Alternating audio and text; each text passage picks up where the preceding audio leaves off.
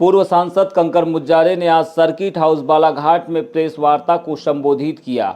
उन्होंने मुख्यमंत्री डॉक्टर मोहन यादव के आगमन को लेकर कड़ी प्रतिक्रिया जाहिर की। मुज्जारे ने कहा कि चुनाव पूर्व जो घोषणा सरकार ने की थी, आज तक उन घोषणाओं पर कोई काम नहीं हुआ और अब घोषणा के विपरीत बोनस वितरण के माध्यम से किसानों को झांसा देने की कोशिश की जा रही है। प्रदेश भर के किसान को उन्होंने बुलाया हुआ है।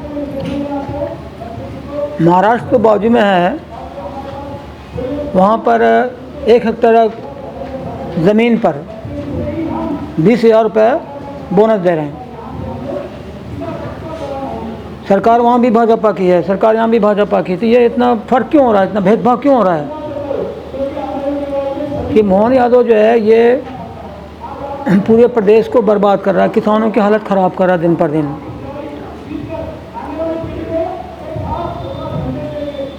अभी उन्होंने चुनाव में घोषणा पत्र में उन्होंने खुद कहा था पहले 2023 में, और लिख कर दिया है बीजेपी ने कि सरकार बनेगी, हम 31 रुपये समर्थन मूल्य पर प्रति क्विंटल धान खरीदी करेंगे। वो नहीं किया उन्होंने। फिर कहा कि हम बोनस देंगे, लोकसभा चुनाव में कहा कि हम उसका बोनस दे देंगे, बोनस भी नहीं दिया। बोनस का मतलब कि जो 2300 रुपये उन्होंने दिया प्रति कुंटल, तो बाकी जो पैसा होता है वो बोनस के रूप में देंगे 31 रुपये के हिसाब से, कुछ भी नहीं दिया। वहाँ भी धोखेबाजी कर दी। अभी आ रहे हैं सिर्फ 4,000 रुपये देने की, वो भी हेक्टर पे।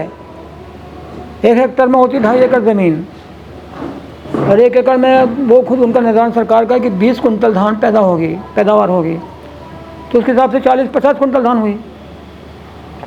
और पहली बात तो ये है कि ज़मीन के हिसाब से उनको मुआवजा नहीं देना, बोनस नहीं देना चाहिए। धान पे मुआवजा देना चाहिए उनको, धान पे बोनस देना चाहिए ना, पैदावार पे बोनस देना चाहिए, ज़मीन पे कोई थोड़ी देना चाहिए। तो एक झांसेबाजी कर रहे हैं, गुमराह कर रहे हैं, विश्वासघात कर रहे हैं किसान से लगातार। पूर्व सांसद ने इसके अलावा कानून व्यवस्था के साथ ही जीएसटी की दरों में की गई कटौती को लेकर भी अपने विचार रखे। तो फायदा दे रहे कितना, सिर्फ 2.5 लाख करोड़ का लूटा है, 55 लाख करोड़ से ज़्यादा 8 साल में। अभी एक बार उनका खुद का स्टेटमेंट आया था, मैंने देखा था, कहा कि कांग्रेस पार्टी ने चॉकलेट पे भी जीएसटी लगा दी थी। तो शर्म आना चाहिए प्रधानमंत्री को, क्या बात कर रहे हैं यार। तो चॉकलेट पे तुमने भी लगाई है, नमक पे तुमने लगाई, जो नमक पे कभी नहीं लगा, नमक पे लगाई तुमने। कागज़ पर, पेन पर, किताब पर, कॉपी पर, दाल, रोटी, दही, दूध, मक्खन, घी, सब पे लगा दिया। कौन सा बचा कुछ है क्या? इन्हें तो कुछ बचने नहीं दिया जिस पर जीएसटी लगाई हो। इलाज पे लगा दिया आपको, अस्पताल में भर्ती होकर इलाज करेंगे तो आपको लग जाएगा, होटल में ठहरेंगे तो लग जाएगा आपको जीएसटी, खाने पे लग जाएगा, छोटे मोटे होटलों में लग जाता है जीएसटी। कहीं छोड़ा नहीं है। कितना लूटा उन्होंने। पिछली बार लोकसभा चुनाव बड़ी मुश्किल से जोड़ तोड़ करके उन्होंने सरकार बनाई हुई है। अभी नीतीश कुमार हट जाए, वो नायडू हट जाए, सरकार गिर जाएगी, कल ही गिर जाएगी सरकार। तो उनकी हालत खराब हुई, तो उनको किसी ने समझाया, उन्होंने देखा कि सारा माहौल दिन पर दिन खराब होते जा रहा है। क्या अब समझना चाहिए, जीएसटी को वापस ला दो, ख़त्म कर दो, जीएसटी ख़त्म कर दो, वापस लाओ, पहले जैसे कर दो, तो अपने को वाहवाही हो जाएगी, लोग खुश हो जाएंगे। अरे मारा तुम्ही ने, मलहम तुम लगाने की कोशिश करो, मारते तुम्हें मारी पहले।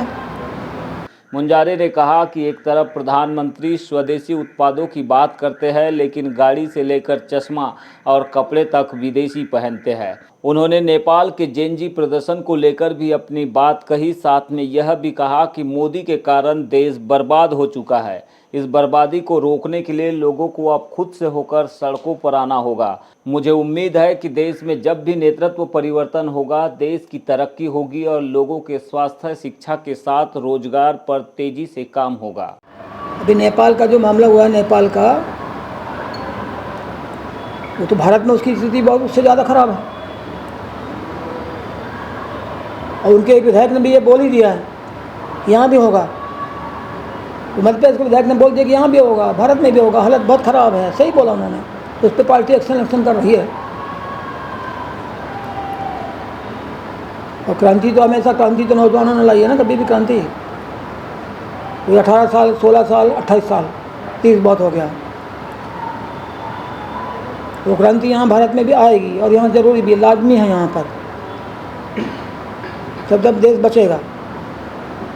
उससे इनको घबराहट हो गई काफ़ी, तो उसी से घबराहट में तो उन्होंने सामान, वो भी एक चीज़ घबराहट की, ये भी एक चीज़ है। जो नेपाल में जो हादसा हुआ ना अभी, पहले प्रधानमंत्री को दौड़ा दौड़ा के मार रहे हैं लोग, खींच के मार रहे हैं, दौड़ा के मार रहे हैं, बताओ जरा, कपड़े उतार के मार रहे हैं। ये सोचा किसी ने कभी? तो ये भी एक कारण था जीएसटी को हटाने का मोदी का, ये बड़ा कारण है, ये भी छोटा मोटा कारण नहीं है। तुषार उपाध्याय धारण करेंगे हनुमान जी का चोला। नवरात्रि के पहले दिन महाराज ने चढ़ाया सिंदूरी चोला। बालाघाट में नवरात्रि पर्व के साथ ही दशहरा चल समारोह के प्रमुख आकर्षण रहने वाले महाराज जी ने अपनी कठिन साधना प्रारंभ कर दी है। आज से वे पूरे 9 दिनों तक राम मंदिर में रहकर ब्रह्मचर्य का पालन करेंगे। इसे लेकर आज साधक से महाराज बनने जा रहे तुषार उपाध्याय ने अपनी सेना के साथ नया श्री राम मंदिर से पुराना श्री राम मंदिर में पहुंचकर पूजा अर्चना की, जहां पर उन्होंने हनुमान जी को सिंदूरी चोला चढ़ाकर अभिषेक किया।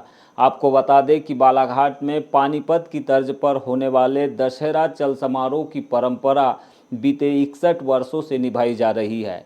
इसके लिए साधक को 40 दिन पहले से ही तैयारी करनी होती है, जबकि नवरात्रि के पहले दिन मंदिर में प्रवेश कर पूजा पाठ और महाराज के नियमों का पालन करना होता है।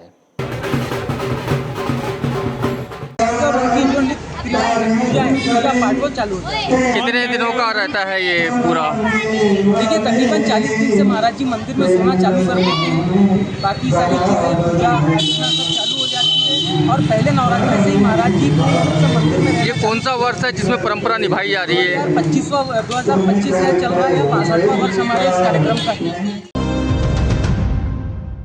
विधायक संजय उइके ने आज क्षेत्र के गांव बहेराभाटा में विधायक निधि से बने सभा मंच और सामुदायिक भवन का लोकार्पण किया। साथ ही लोगों से मिलकर उनकी समस्याएं भी सुनी। विधायक ने कहा कि चुनावी वादों के अनुरूप गांवों के विकास और प्राथमिकताओं पर पूरी ईमानदारी के साथ काम किया जा रहा है।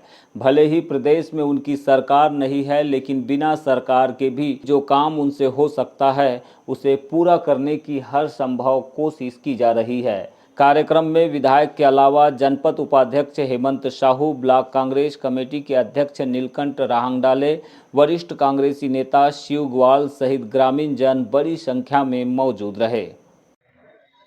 हम सब लोग एक दूसरे का सम्मान करते हैं और एक दूसरे की देवी देवता और धर्म का सम्मान करते हैं। ये जो भाव है, धर्म हो या सामाजिक व्यवस्था हो, ये हम सब लोगों को एक सूत्र में बांधने का कार्य है। ऐसे सार्वजनिक कार्यक्रम, ऐसे सार्वजनिक उत्सव के अवसर पर हम सब लोग इकट्ठा होते हैं, पूजा करते हैं, अपने सामाजिक बैठकें करते हैं, एक जगह एक मंच पे उपस्थित होते हैं और पूरे गांव की भलाई के लिए, हर व्यक्ति के भलाई के लिए हम सब उपासना करते हैं, परिवार के भलाई के लिए उपासना करते हैं। हम अपने सारे भेदभाव, सारे आपसी तनाव को खत्म करते हुए हम एक मंच पे आते हैं। ये एक ऐसा अवसर होता है। हमारी सांस्कृतिक जो भारत में है वो विश्व में कहीं नहीं है। अनेकता में एकता होने के बाद विभिन्न जाति, विभिन्न धर्म, विभिन्न पर्व